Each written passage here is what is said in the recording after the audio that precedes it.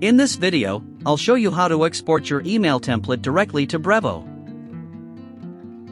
Once you've finished editing, your changes are automatically saved, so there's no need to save manually. When you're ready, click on the Export button. Under All Export Options, find Brevo and click on the Brevo icon. If you're connecting Brevo for the first time, you'll need to add a new account. Give your account a name.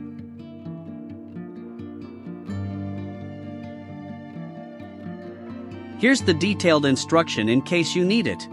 Go to your Brevo dashboard and open SMTP API under the Settings option. Click on Generate API Key.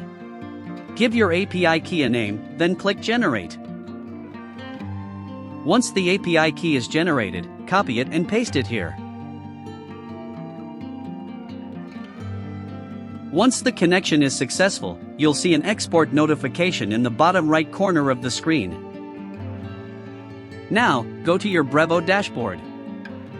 Go to Marketing, then select Templates. You'll find the template you just exported there. Your Brevo account is now connected and saved, so you can easily export templates whenever you need. And if you want to replace or delete the exported template, simply click the Replace or Delete button. That's it. Your template has now been successfully exported to Brevo.